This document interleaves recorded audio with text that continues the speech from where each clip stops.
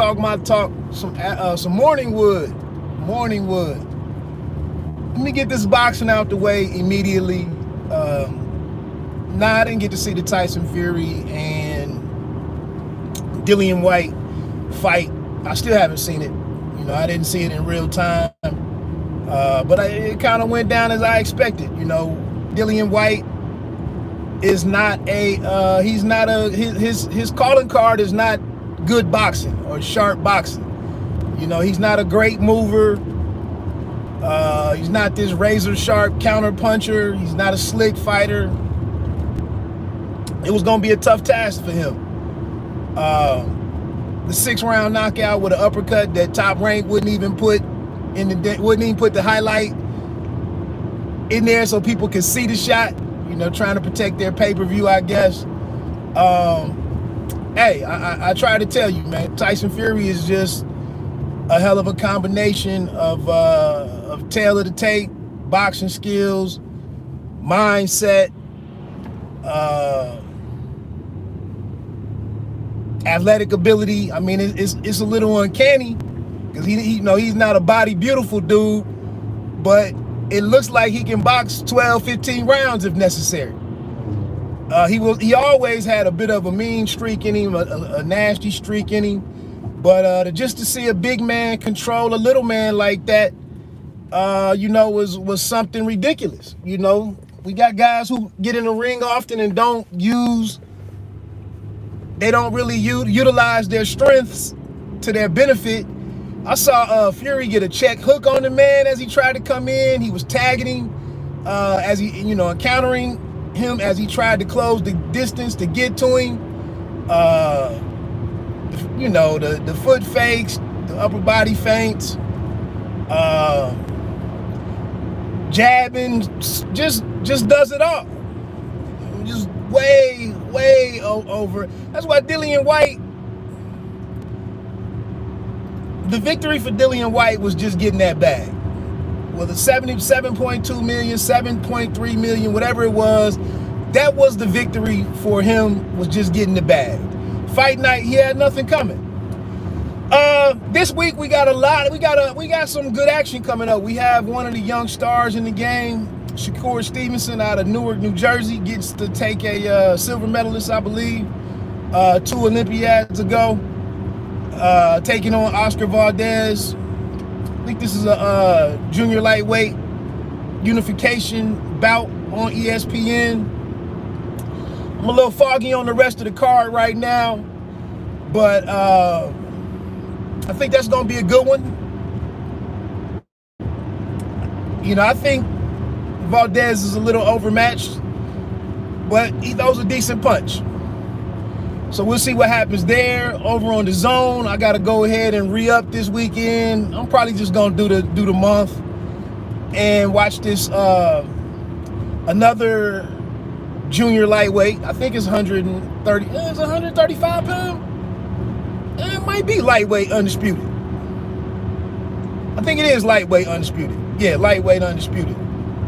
Between Katie Taylor and Amanda Serrano. Also on there is, I believe, Vargas and Smith is on there, maybe.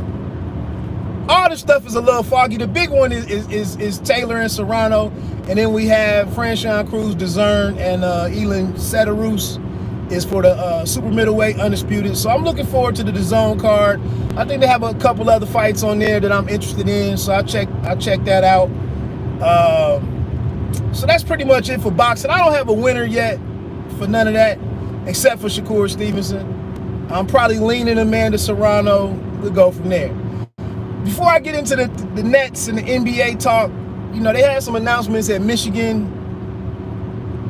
A couple guys on Michigan are coming out or put their names in the NBA draft. Small forward or big guard, Caleb Houston, and then the Diabate kid. I didn't see nothing. I didn't see nothing out of the team really the majority of the year. Michigan was fortunate enough to win a game or two, make it to the Sweet 16, I believe, in March Madness, but a very just not a memorable, not a memorable season or regular season. I don't remember many stretches when the team was like a top 10 team, or when they won several games in a row. It just seemed like a very regular year for the bunch. And to see two kids throw their names in their hat, and this is what you do now, right? That's what basketball and college sports is right now. Get your in the transfer portal, or you go throw your name in the draft pool to get the information back from the scouts.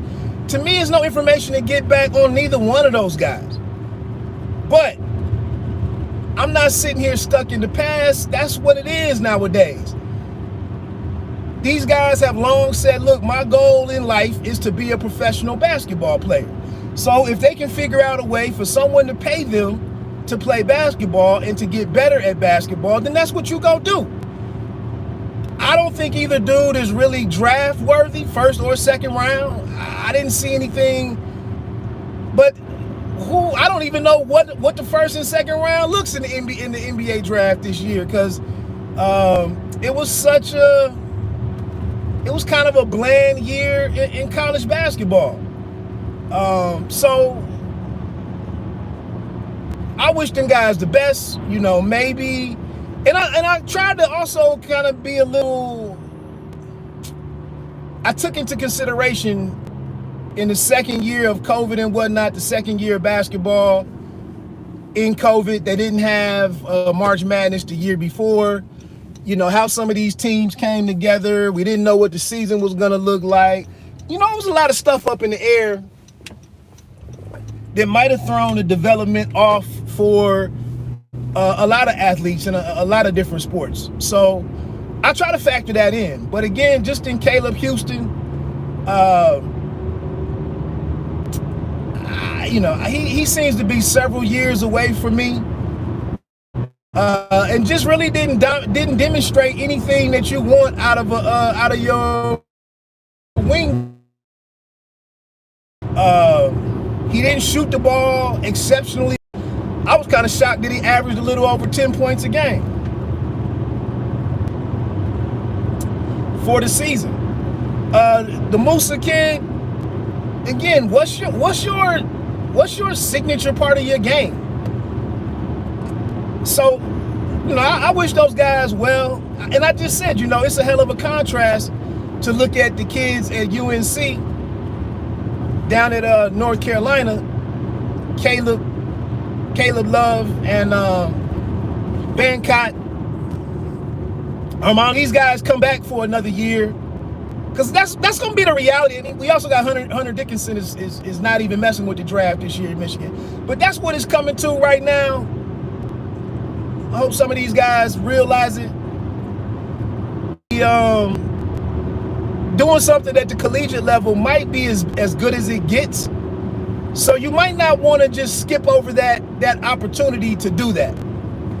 I know it's some guys in the NBA, we know of Gary Payton II, or the Gary Payton Jr., whatever he is for Golden State.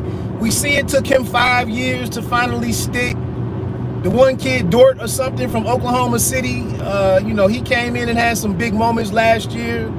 He was another unheralded guy coming into the league.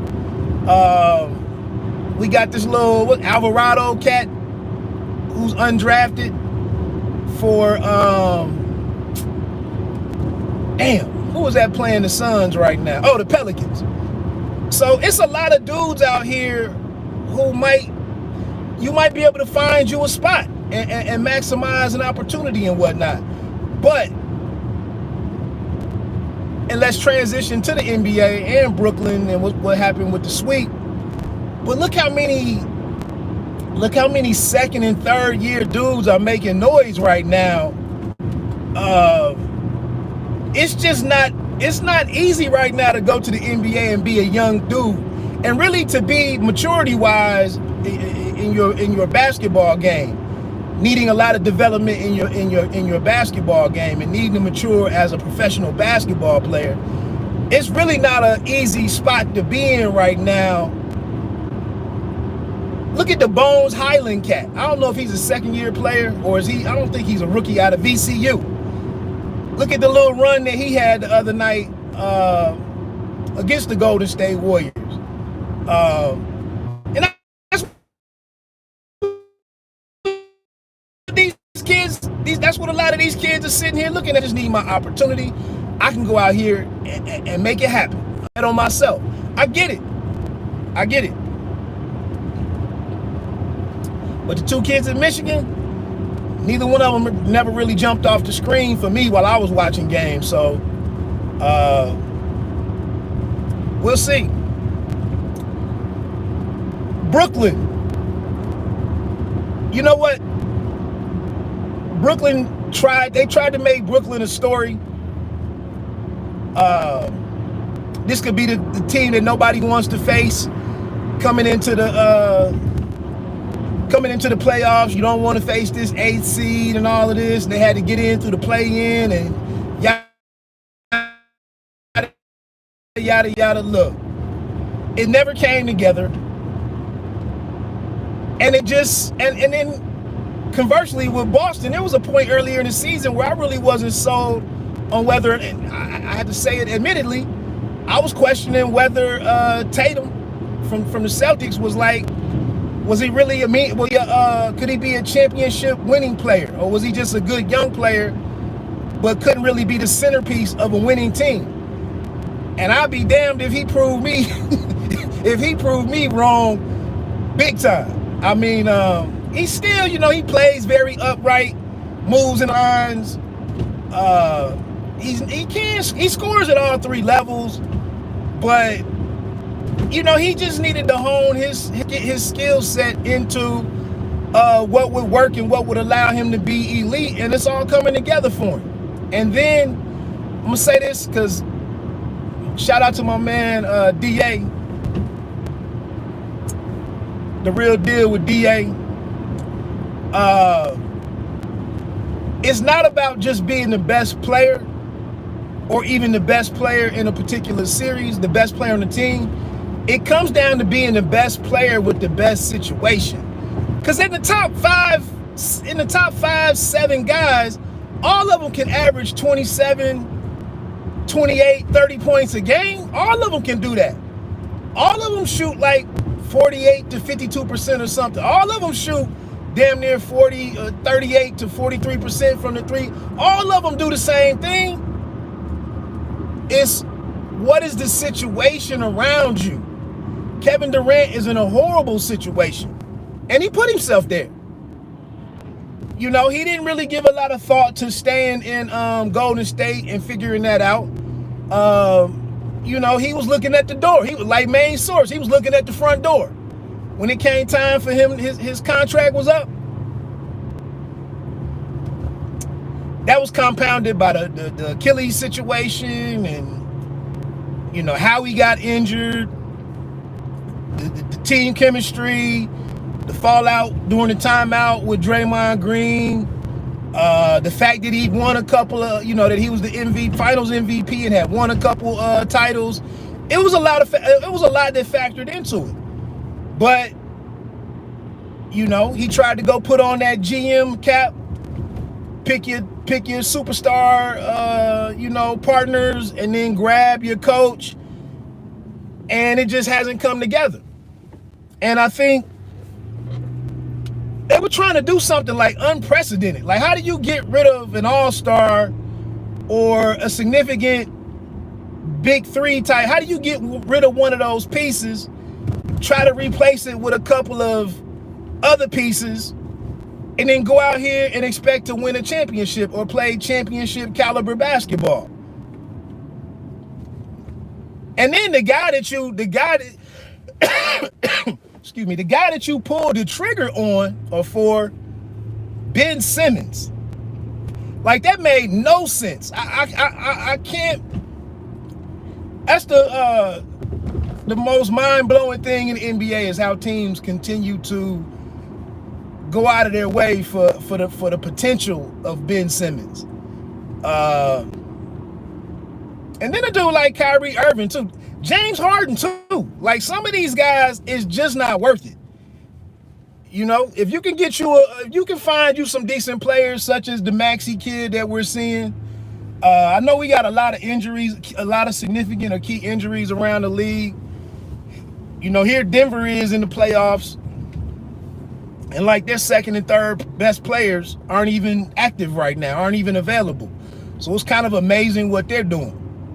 And messed up timing for them that they can't have their pieces together when you need them the most. But yeah, Brooklyn went out here and tried to make a number of different moves. And then to hear Kyrie Irving complain about team chemistry and you know, and try to defend what's happening, you know, what's the disappointing results for them, to try to defend it with, well, we have poor team chemistry, and right now we should be, most teams have great team chemistry. That's because your whole situation has been a joke. And you know Stephen A is reveling in all of this. What are y'all doing with this four-way stop sign? I mean, somebody's gotta. But Stephen A. Smith is having a good time watching it all fall apart so he can be critical of the guys. You know, and I don't know what you do with a Kyrie. I'm looking at Steve Nash too. I don't really know what was going on with what they were trying to do. They look very disjointed out there. They look like they were out there trying to play one-on-one basketball between the two of them, but they weren't really on the same page. Durant is much better being the key part of a system, but not necessarily the system running through him. Him and his turnovers, you know, he's good when he can get downhill or when he's attacking. He can catch the ball in the half-court, jab, step, and do his thing. But when he's got to go through it all and set up his own shot and still look to distribute the ball, that's really asking Kevin Durant to do a lot. Shout out to the I think it's Grant Williams from Tennessee. Shout out to that dude to just, you know, Grant Williams is a mid-level NBA player, but he bullied Kevin Durant. You know, he picked on Kevin Durant to a degree and was able to be really effective. And he knocked down some shots too. But you got to be the best player in the best situation. And that's what's crazy with LA and Brooklyn, and getting in bed with LeBron and KD. They had all of these young pieces and they traded it all away to get involved with him. And now sitting here a year or two later with these rosters that really don't look too impressive. And I don't know what happened to the one white cat, the shooter for Brooklyn, Joe something. I don't know what the heck, whether he was part of one of the trades or he got injured, but he was definitely missing. He helped space the floor and was a pretty efficient shooter. But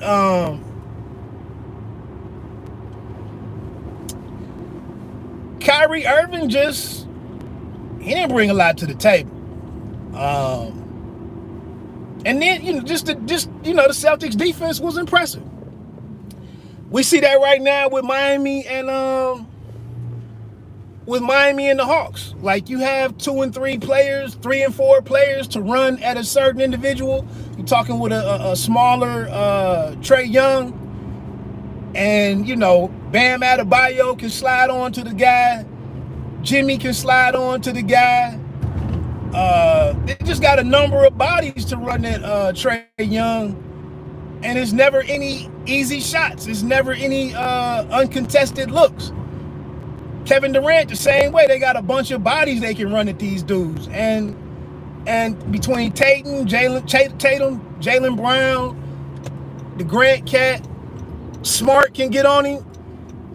That's like sparring when they say that some of the boxers spar 3 dudes at one time, and they keep fighting a fresh fighter every every round. The other 3 dudes are rotating, and then the main cat is fighting a fresh fighter every time. That's kind of what's going on out there right now. So, and then, you know, and then Durant, you know, he came and tried to have a great game in a closeout situation and pull him through. That was another thing. They weren't good defensively all year long. They were in the bottom, in the bottom tier defensively.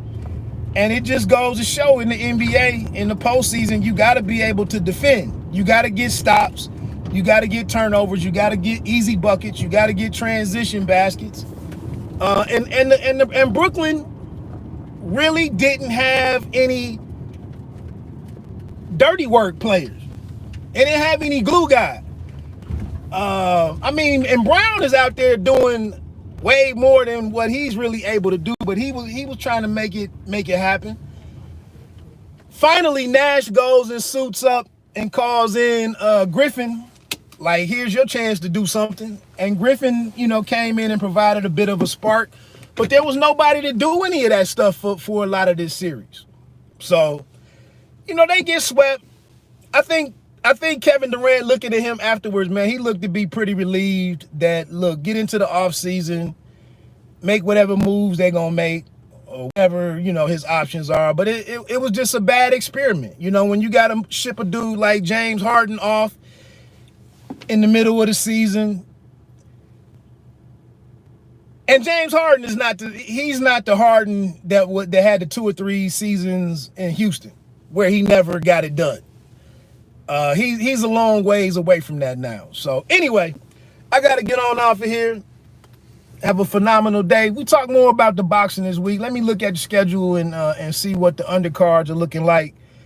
See what these press conferences and open workouts and everything. The women being at Madison Square Garden. Taylor Serrano being at Madison Square Garden, headlining that. You know, we'll see. Let me get on out of here. Peace.